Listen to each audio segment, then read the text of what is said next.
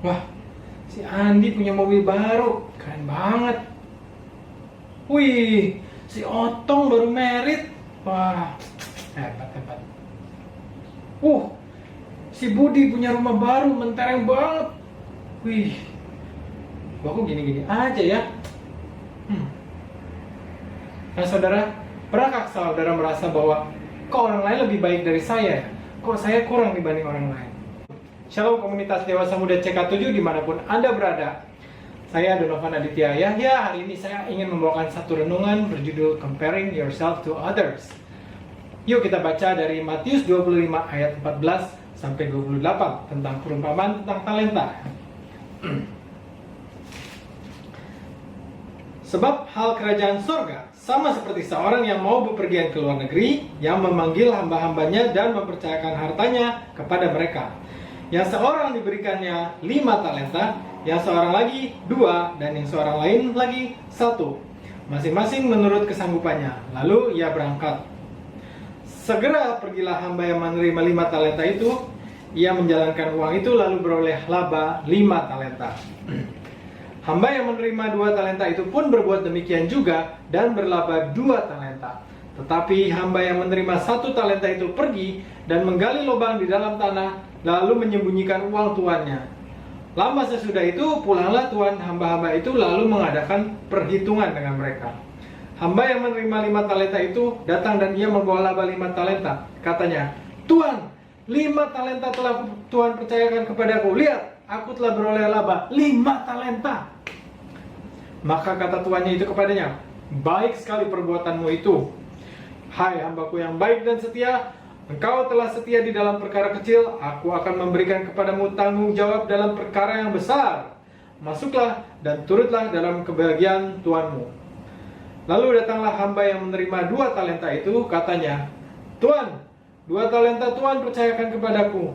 Lihat, aku telah beroleh laba 2 talenta." Maka kata tuannya itu kepadanya, "Baik sekali perbuatanmu itu, hai hambaku yang baik dan setia. Engkau telah setia memikul tanggung jawab dalam perkara yang kecil. Aku akan memberikan kepadamu tanggung jawab dalam perkara yang besar. Masuklah dan turutlah dalam kebahagiaan tuanmu." Kini datanglah juga hamba yang menerima 1 talenta itu dan berkata, "Tuan, aku tahu bahwa Tuhan adalah manusia yang kejam, yang menuai di tempat mana Tuhan tidak menabur dan memungut di tempat mana Tuhan tidak menanam. Karena itu aku takut dan menyembunyikan talenta Tuhan itu di dalam tanah. Ini, terimalah kepunyaan Tuhan." Maka jawab tuannya itu, "Hai kamu hamba yang jahat dan malas. Jadi kamu sudah tahu bahwa aku menuai di tempat mana aku tidak menabur dan memungut dari tempat di mana aku tidak menanam.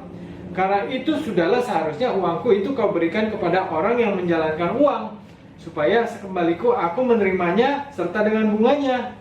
Sebab itu ambillah talenta itu daripadanya dan berikanlah kepada orang yang mempunyai 10 talenta itu."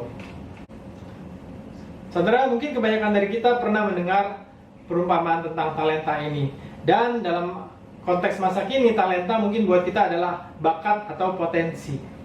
Namun tahukah saudara arti kata talenta dari asal-muasalnya? Di dalam perjanjian baru, talenta adalah satuan mata uang yang nilainya adalah 6.000 denarius. Nah, ini senilai dengan kira-kira 20 tahun gaji seorang buruh. Jadi jumlahnya cukup besar. Kalau kita ekuivalenkan dengan hari ini, misalkan gaji buruh UMR 4 juta rupiah, kali saja 12 bulan kali 20 tahun. Jadi kira-kira jumlahnya hampir 1 miliar rupiah. Jadi talenta itu bukan uang receh, tapi uang yang cukup besar. Nah, jadi ketika si tuan ini memberikan 1 talenta kepada hamba ini, sebenarnya si hamba itu punya pegang uang yang cukup besar ya.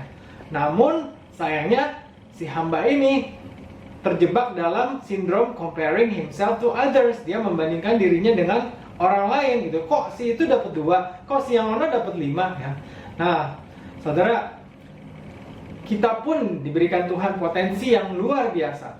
Namun jika kita sering membanding-bandingkan diri kita dengan orang lain, jangan-jangan kita malah terlalu sibuk sehingga kita sedang menguburkan talenta kita.